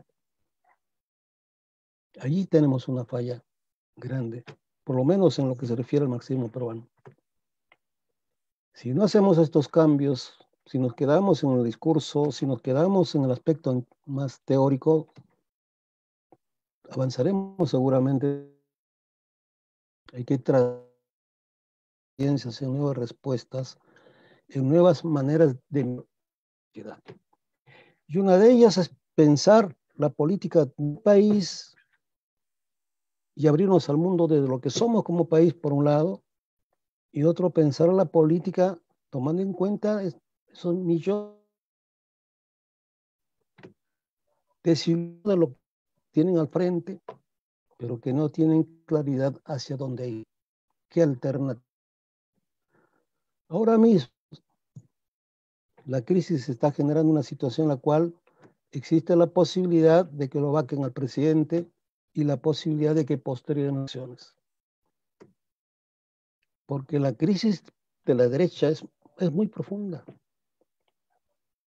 También en la izquierda tenemos dificultades, está haciendo esfuerzos muy grandes para poder articular, para construir una. ¿Y qué está demostrando eso? Una izquierda con una visión pequeña, cortocista, se pierde en el país, no se sociedad y no hay visión estratégica. Y el marxismo, parte de la totalidad, parte del desarrollo y de las construcciones de las cosas, entonces nos da la oportunidad de mirar de otra manera los problemas que tenemos, entender que la unidad que se debe construir es una necesidad, es un imperativo, entender que debemos hacer un esfuerzo enorme por sumar no solamente las agrupaciones políticas, sino esa inmensa masa de gente que está suelta, dispersa, que no está atada a ningún partido político y que pudiera convertirse en un bastión importante de una alternativa transformadora en la sociedad y que debiera permitirnos también prepararnos para una confrontación con la derecha. La derecha no va a ceder en nada. Ya se ha dicho acá las experiencias que hemos vivido. Nunca nos van a dar sosiego un minuto. Van a usar todos los recursos que disponen y nos hay que manejar todas las realidades con que contamos. Sumar el máximo de fuerzas. Construir una relación de fuerzas que nos posibilite garantizar que ese gobierno de izquierda pueda cumplir sus objetivos. Porque en un tan hay que escoger fuerzas.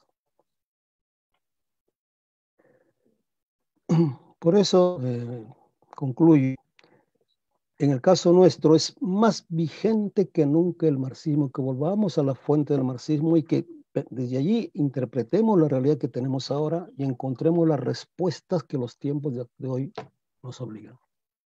Gracias. Muchas gracias, profesor. Yo creo que ha sido una reflexión importante, que es parte de la reflexión institucional del propio partido al respecto de la situación actual de la izquierda peruana y del movimiento social. Vamos a dar paso a esta segunda y última ronda de 10 minutos por cada uno de nuestros ponentes. Un poco saludando también a quienes nos están viendo. Hay una cantidad importante de personas que están acompañando la transmisión, una cantidad interesante de comentarios y preguntas que se han ido resolviendo sobre también las intervenciones que nuestros ponentes han tenido el día de hoy. Digamos, Atilio, a modo de esta última ronda, ¿qué podríamos ir afirmando sobre lo mencionado ya? Ya creo que ha quedado claro que la historia le ha respondido a Fukuyama en ese libro que sacó de El fin de la historia y el último hombre. Creo que él creo que años después se hizo una autocrítica y creo que señaló que había estado equivocado, ¿no? Pero creo que evidentemente aquellos que han matado el marxismo, aquellos que han señalado que la historia se acabó, aquellos que quieren señalarnos que es más fácil pensar en el fin del mundo que en el fin del capitalismo, les queda una gran muralla que es la realidad, ¿no? El marxismo sigue vigente, la lucha de clases está aquí, está en América Latina, está en Chile, está en Bolivia, está en Colombia, está en Perú, está en Argentina, están las protestas gigantescas en Indonesia, en Tailandia en estos días. Y bueno, tus opiniones, Atilio, al respecto.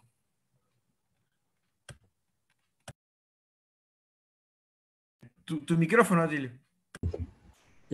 Bien, yo creo que la verdad que se han hecho acá aportes muy interesantes, tanto Anaí como el profesor Alberto, realmente han dicho cuestiones que son sumamente importantes, que me parece a mí que de lo que se trata ahora es de avanzar en la utilización de esos instrumentos, no solamente de análisis, sino instrumentos que facilitan la organización del campo popular.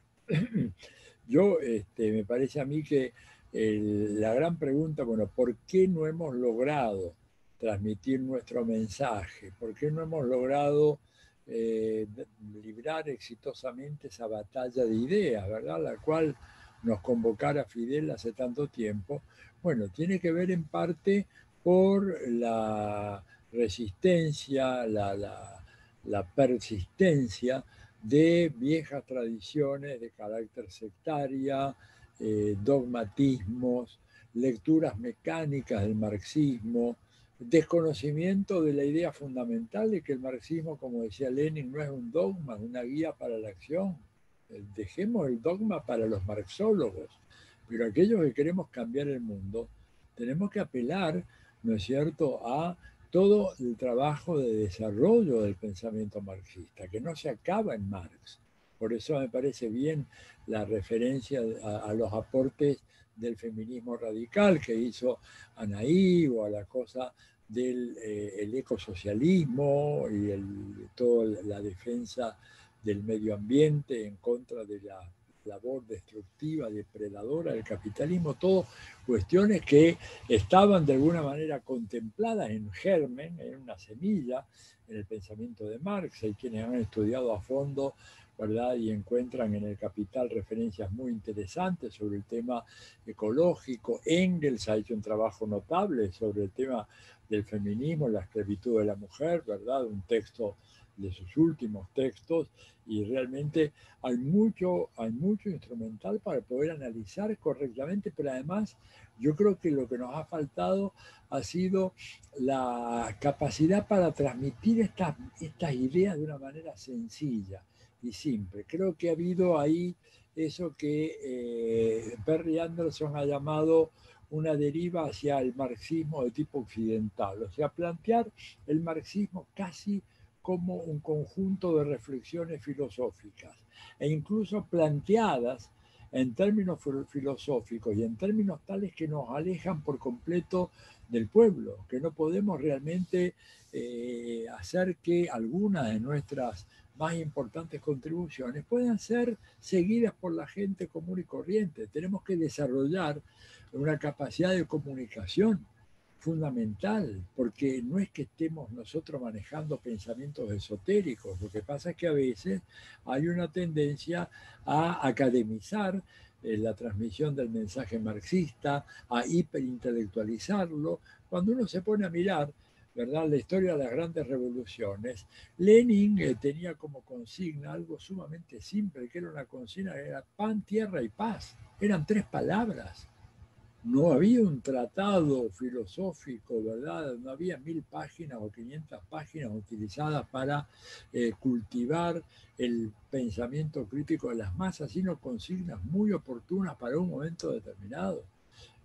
Fidel mismo, cuando hace su descripción de lo que fue la campaña en Sierra Maestra, habla de la sencillez con la cual planteaban los grandes temas, sin entrar en elucubraciones teóricas o abstractas, ¿verdad? Sino que decían, bueno, Cuba tiene que dar una lucha contra los monopolios que manejan Estados Unidos en la industria petrolera, en los ingenios azucareros y en la industria de las telecomunicaciones.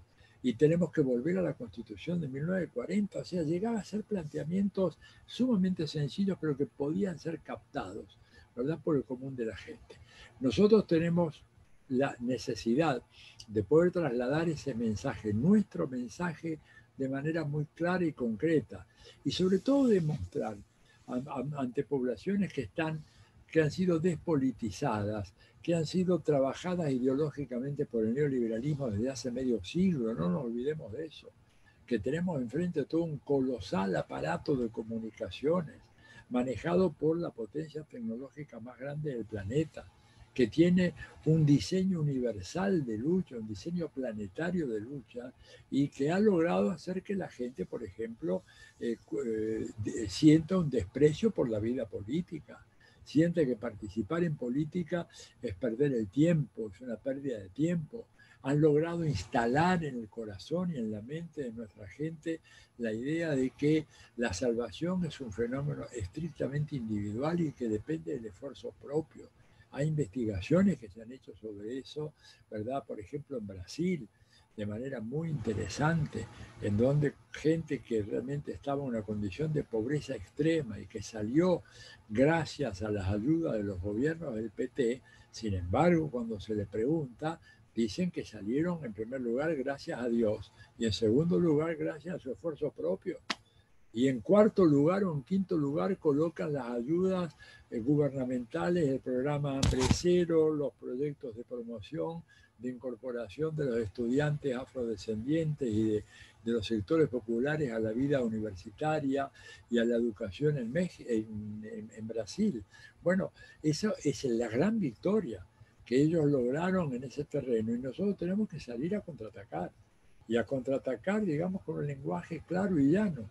Y dejando de lado toda pretensión de dogmatismo o de monopolio de la verdad, y reconocer los cambios que han habido, reconocer que hoy en día tenemos una nueva clase obrera, que no es la clase obrera de hace 50 años en el Perú, no es la clase obrera que había en la época de Velasco Alvarado, otra clase obrera, otra clase trabajadora, que incluso un sector importante ha ido reduciéndose, pero que ha habido al mismo tiempo un proceso de proletarización de las capas medias, que se han convertido en trabajadores, ¿verdad?, que en relación de dependencia y que forman parte importantísima del circuito de acumulación de capital. Trabajadores que hoy se ven amenazados a partir de la pandemia por el hecho de que los van a desalojar de los lugares de trabajo, los van a hacer quedarse trabajando en sus casas, haciendo que ellos paguen su luz, su energía, la energía eléctrica, el costo de la conexión de internet, el costo de telefonía, el desgaste de su casa, etcétera. Y encima lo van a engañar diciéndole, mira, ahora te vas a ahorrar el dinero en viaje, te vas a ahorrar tiempo de viaje, vas a ahorrar tu ropa, que no vas a tener que venirte con las ropas que venías antes, sobre todo los administrativos. O sea, incluso te pagamos lo mismo y ganas mucho más, porque no tienes que gastar en viaje, ni en ropa, ni en esto, ni en otro. Algo, una operación de engaño masivo, ¿no es cierto?, acompañado de un ataque en contra de los derechos laborales, que es el tema fundamental.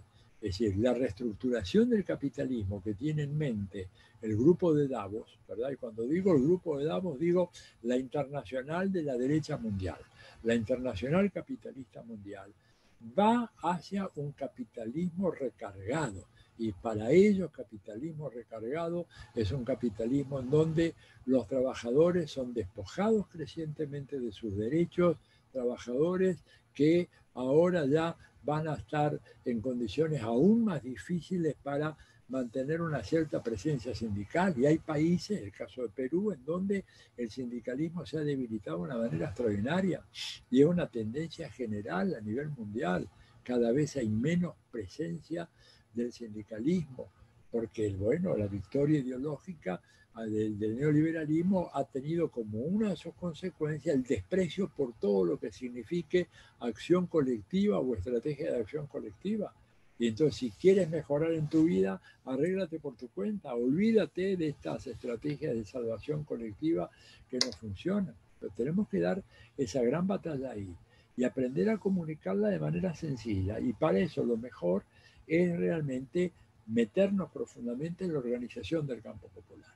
Yo creo que acá hay dos, dijo el profe, recién 2 o 3 palabras que son cruciales. Organización del campo popular y junto con la organización la concientización, mostrando el ABC del marxismo, para usar el título aquel de Bukharin, ¿no es cierto? Lo esencial, demostrarle cómo es el proceso de explotación capitalista que hoy en día se puede graficar, se puede cuantificar. Hay un estudio hecho en México, por ejemplo, que demuestra que para los jornaleros que trabajan con salarios diarios, el costo, el patrón con los 9 primeros minutos de trabajo de ese jornalero ya gana lo necesario para pagarle el salario diario al trabajador. Y él se queda con las 7 horas y 51 minutos restantes que produce ese trabajador. Esto es la plusvalía. O sea, con 9 minutos el trabajador ya produce lo necesario para que el patrón le pague. Y al patrón le queda todo lo que el trabajador produce en 7 horas 51 minutos. Bueno, pues estas verdades muy elementales hay que imprimirlas, producirlas, demostrar. Mire, compañero, acá pasa lo mismo en Perú, pasa lo mismo en Argentina. Este sistema es inviable. Este sistema nunca nos va a dejar vivir con dignidad y razonablemente bien, de manera que hay que cambiarlo. Este sistema no tiene reparación posible. El cambio climático no tiene vuelta atrás si no paramos al capitalismo. La concentración de la riqueza no tiene vuelta atrás. El acceso a ciertos derechos básicos como salud, educación, seguridad social es imposible cuando todo esto son objetos de lucro. Si la salud es objeto de lucro, la seguridad social es objeto de lucro, la educación es objeto de lucro, jamás la gran mayoría de nuestras poblaciones va a acceder a eso. Creo que hay que partir con esos mensajes muy, muy claros y trabajar con mucho, mucho entusiasmo y digamos, la famosa fórmula gramsciana, el pesimismo de la razón, optimismo del corazón. Tenemos que darnos cuenta, y este es el lado pesimista, que va a ser una lucha muy, muy grande, pero al mismo tiempo tenemos que tener el coraje, las agallas, la fuerza, el optimismo del corazón que nos impulse a luchar sin desmayo en la búsqueda de una nueva sociedad, una sociedad postcapitalista. Nada más. Muchas gracias, Atilio. Realmente importantes tus reflexiones.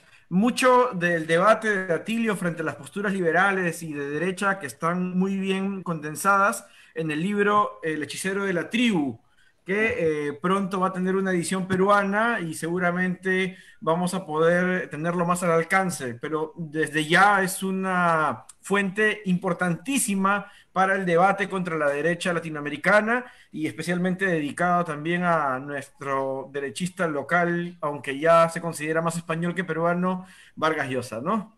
Permíteme decir una cosa, Dale, Tilly. Es un derechista universal, absolutamente. Ha trascendido el Perú y América Latina. Y diría una cosa, yo estoy con la garganta al punto de colapso.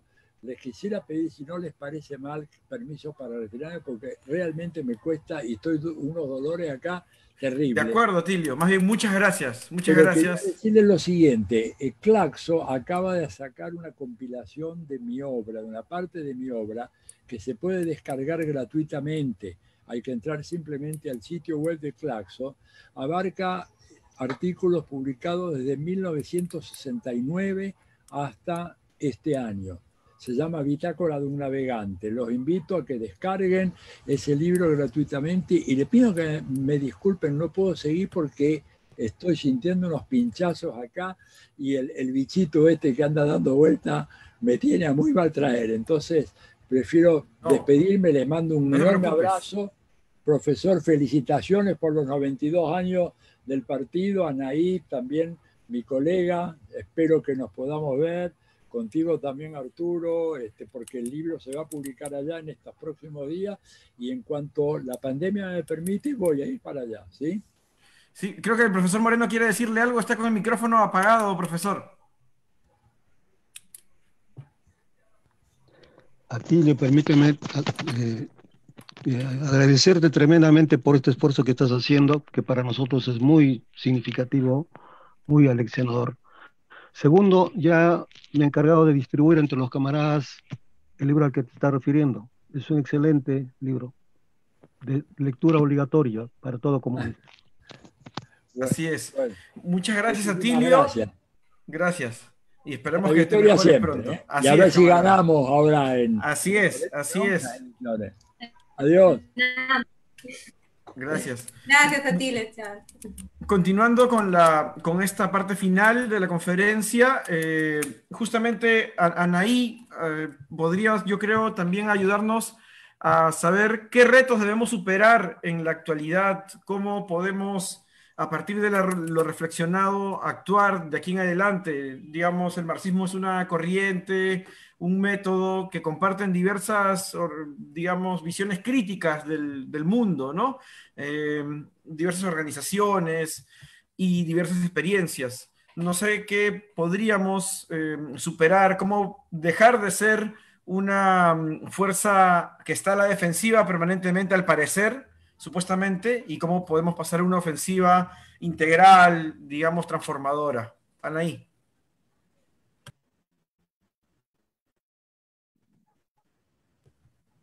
Sí, el desafío, ¿no?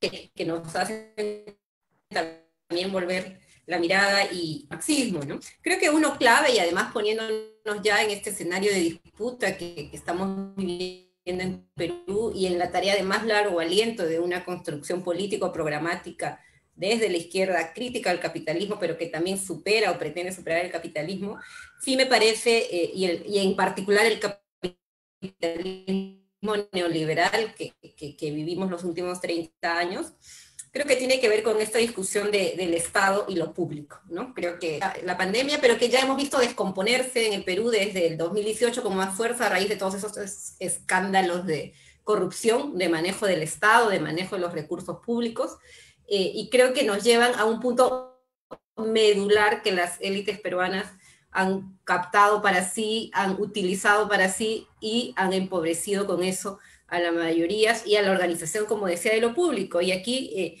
creo que el eje que plantea Marx con este tema de lo público como distribución de la riqueza, ¿no? Creo que el eje de Marx de la crítica al capitalismo no es solo esta idea de superar las relaciones de explotación, sino también de plantear formas de distribución de la riqueza que sean justamente, vayan en contra de esta acumulación de la burguesía y de los capitalistas, ¿no? Creo que una distribución de la riqueza ahora refiere justamente a este debate sobre lo público, ¿no? Sobre qué rol le estamos asignando a todas estas tareas, que de un marco mínimo de protección social a los ciudadanos, ¿no? Porque no es el mercado el que lo va a hacer, y creo, como decía otra vez, lo hemos visto de sobra estos últimos meses, ¿no? El mercado no va a proveer salud de calidad a todos los ciudadanos, sino a aquellos que lo puedan pagar, ¿no? El mercado no va a atender, no va a proveer educación de calidad a todos los ciudadanos, sino a aquellos que sí lo puedan pagar, ¿no? Entonces, ¿quién se va a encargar de las grandes mayorías que además hemos visto son las que generan la riqueza? O sea, tiene que ser definitivamente el Estado. Y aquí nos han bombardeado con la idea de que el Estado debe desaparecer, es un estorbo, impide el progreso, ¿no? Hernando de Soto, Cateriano, todos estos chicos del ILD, ¿no? Haciendo todas estas performances de que hacer trámites impide la riqueza, el Estado como más bien un obstructor de la riqueza de cada ciudadano emprendedor, ¿no? Que va a poner su negocito y ser millonario, y si no lo hace es porque es un inútil. Esas ideas creo que han penetrado muy hondo en el campo popular, ¿no? Y entonces creo que sí, por un lado, volver al debate de lo público programático, demostrando que urge una redistribución de la riqueza en nuestro país, para asegurar condiciones dignas a las personas, y sobre todo en estos momentos de crisis, creo que es clave, ¿no? Y creo que ahí también nuestro desafío como izquierda de construir una propuesta, una plataforma, y que lo hemos hecho en diversos ámbitos, ¿no? De cómo superar este extractivismo primario exportador que nos condena de procesamiento, industrialización, ¿no? O una diversificación productiva, ¿no? Que abarque desde la agricultura familiar hasta distintas propuestas, ¿no? Creo que es el momento de demostrar que tenemos propuestas, que se puede salir de este estado debilitado, capturado, como dice Francisco Durán, por estas élites que hacen y deshacen. No hemos visto, el 12% del PBI se lo han llevado para Reactiva Perú. ¿Y qué le han dado a los ciudadanos? Un bono de 300 soles que ha cobrado el que ha podido, ¿no? Con esta lógica además tan neoliberal, uno que no es tan pobre. O sea, estás en una emergencia y estás buscando focalizar, filtrar a tus pobres, ¿no? Cuando no es más fácil filtrar a tu 1% de ricos, o sea, es en realidad una lógica perversa, ¿no? De cómo administrar los recursos que finalmente son de todos los peruanos, ¿no? Entonces, este 12% del PBI se lo han llevado las empresas, los grandes bancos, cómo se está gastando, qué está goteando para las mayorías. No lo sabemos, probablemente nada, ¿no? O sea, ¿y cuánto va a demorar las familias en reponerse de eso, ¿no? O sea, pretender que se viva esta emergencia con 760 soles para 8 meses o todo el año es una burla, ¿no? Entonces creo que esta idea de distribuir nuestras riquezas, de pensar el rol de lo público, el aparato estatal, es urgente, ¿no? Desde el tema programático, sí, pero también desde el otro tema al que quería llegar, que tiene que ver con toda esta batalla de ideas que hablaba Atilio y que también mencionaba el profesor Moreno, que tiene que ver con cómo se puede también variar la correlación a nivel de la conciencia de los sujetos, ¿no? De la conciencia revolucionaria, para usar un término clásico, pero que tiene que ver sobre todo con cómo, ¿no? Podemos hacer revertir estas lógicas, ¿no? Individualistas, que ha penetrado profundamente el capitalismo y es particularmente el neoliberalismo en el Perú, ¿no? Donde se tolera que 2 jóvenes mueran electrocutados en una empresa sin sanción, que se incendie la Galería de las Malvinas con contenedores con gente dentro. O sea, estas cosas que hemos naturalizado y que toleramos, ¿cómo podemos revertirlas? ¿No? Este trabajo de concientización, ¿de dónde viene esa conciencia tradicional? Era que el partido inyectaba esa conciencia a los militantes, ¿no? O a la ciudadanía. Pero viene de ahí, viene de la misma lucha social, viene de este cuestionamiento de las condiciones mismas de dominación. Creo que ese es un debate interesante, ¿no? Porque creo que abarca mucho más que una labor solamente de adoctrinamiento, ¿no? Tiene que ver con ese cuestionamiento más profundo y ese arraigo de las mismas prácticas emancipatorias que hablaba al comienzo, ¿no? Y eso nos lleva a disputas concretas, ¿no? Donde estuvo la izquierda en los 80 con comedores populares, ahora hay iglesias evangélicas organizando la alimentación, dando ropa, en fin, y lo estamos viendo, ¿no? Y son proyectos, ¿no? Son también proyectos a nivel global que imponen una visión del mundo, que reciben mucho financiamiento de iglesias en Estados Unidos, en fin, ¿no? Y yo creo que nos imponen una forma, imponen a los sectores populares sobre todo, ¿no? Un conservadurismo muy peligroso, ¿no? Que va desde el disciplinamiento y esta remoralización, entre comillas, ¿no? Frente al enfoque de género, a las diversidades, que creo que sí debemos tomar en serio y combatir, ¿no? O sea, combatir, como digo, desde la lucha de ideas, desde este trabajo de concientización y de organización, ¿no? Yo creo que este es un desafío, ¿no? Un desafío enorme. Y también a la vez, creo, superando estas propuestas más estatalistas que llevaron a ciertas tensiones en los gobiernos progresistas, ¿no? Qué pena que se fue Tilio, será para la próxima. Pero creo que sí hay la necesidad de mirar esta relación entre los gobiernos progresistas y los movimientos sociales que emergieron, que los apoyaron en algún momento y que terminaron distanciándose, ¿no? O sea, hubo también ahí una serie de perspectivas, de tensiones, de cómo se gestionan estos procesos emancipatorios, estas luchas de las organizaciones sociales y populares, con una lógica estatal también de querer afirmar determinado proyecto, ¿no? Que puede ser, como dice, un proyecto progresista, pero que efectivamente puede generar tensiones, ¿no? Y creo que finalmente está también nuestro rol de pensar esto que decía de estos horizontes utópicos, ¿no? Que hablaba Flores Galindo, que mencionaba el mismo Mariátegui, ¿no? Cómo somos capaces también de recrear una utopía que esperance a las personas, ¿no? Que no solo sea estar siempre en el reclamo, ¿no? en la tarde indignados, a estar tristes, a estar conmocionados, pero creo que también es la urgencia de darnos esperanza, ¿no? Y de proponer un mundo que sea mejor, que sea más, como decía, esperanzador, que nos motive a vivir, que garantice condiciones de vida, de felicidad finalmente para las grandes mayorías, ¿no? Yo creo que son desafíos de corto, mediano y largo plazo. Y mientras antes los asumamos mejor, ¿no? Yo creo que hemos tenido un repliegue muy fuerte en la izquierda, y lo digo ya desde la academia también, ¿no?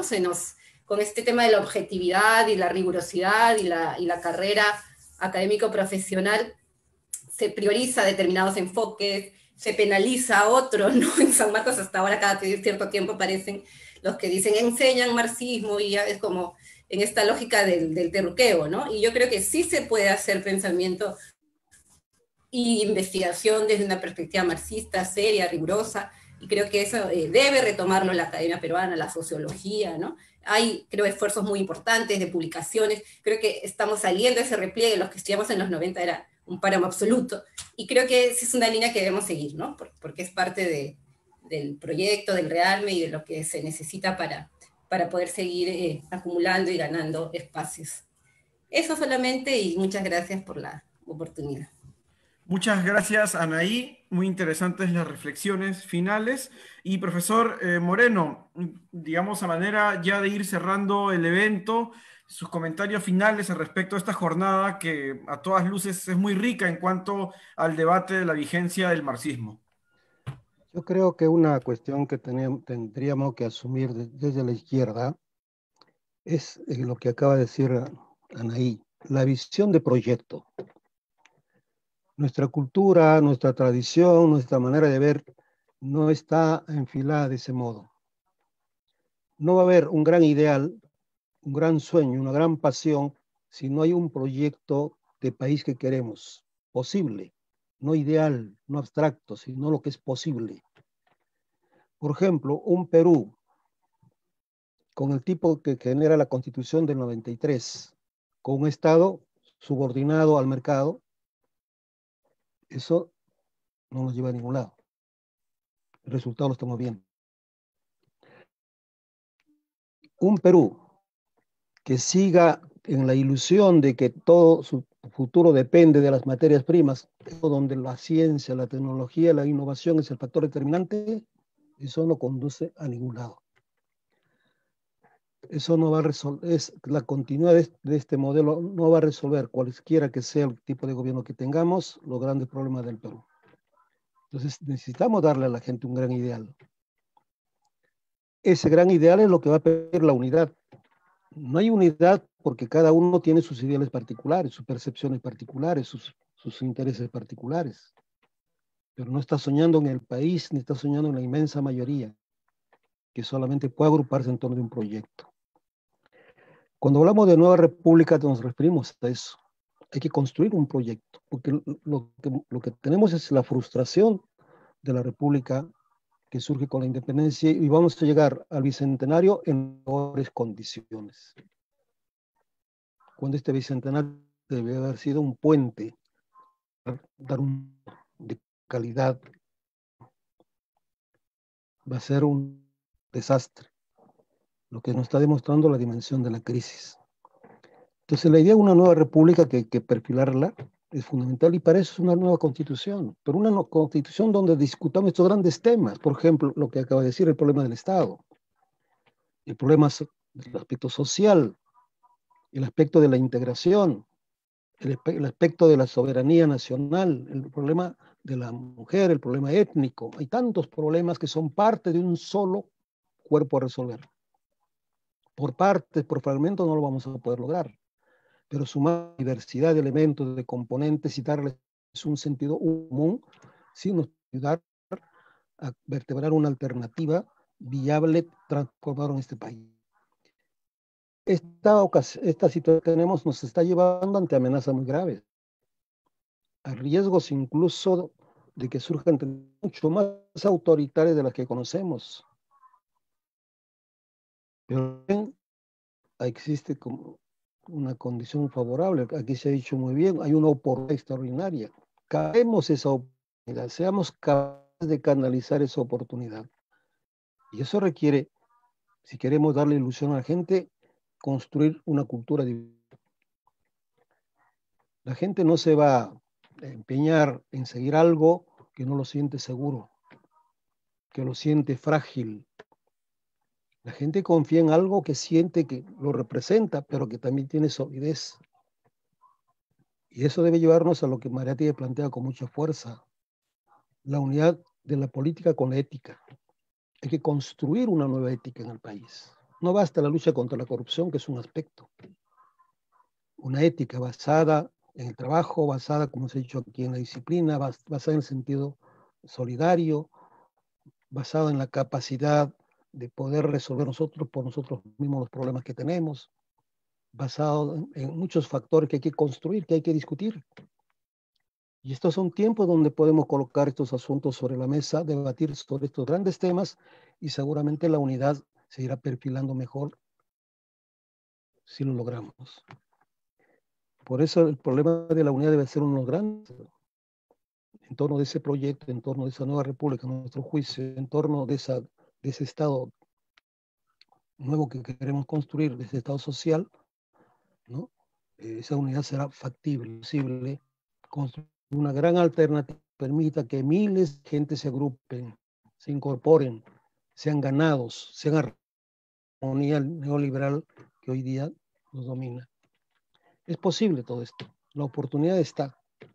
Dependerá del factor subjetivo, del factor consciente, del factor organizado, de los partidos políticos que tomen conciencia de esta necesidad, de esta posibilidad y de esta oportunidad y se coloquen a la altura de ese reto. Es la gran tarea que tenemos por delante, que no es fácil, que no es simple, es compleja, pero atrevámonos a abrir esos caminos. Gracias. Muchas gracias, profesor. Y como ya lo decía Mariátegui, la política se ennoblece, se dignifica y se eleva cuando es revolucionaria. Y la verdad de nuestra época es la revolución. Creo que hoy hemos hecho un recorrido por Marx, por Mariátegui, hemos recordado además una serie de reflexiones de nuestra América. Hemos además podido contar con la intervención de Atilio de manera muy interesante, de Anaí, del profesor Alberto Moreno. Estamos a pocas semanas, por ejemplo, de conmemorar los 200 años del nacimiento de Engels, donde van a haber también una serie de eventos y los invitamos para que sigan acompañando las redes de Patria Roja, para que podamos seguir conversando, reflexionando en torno al marxismo y a su vigencia. Muchas gracias por acompañarnos el día de hoy. Nos veremos en una siguiente oportunidad. Muchas gracias, Anaí. Muchas gracias, profesor. Hasta luego.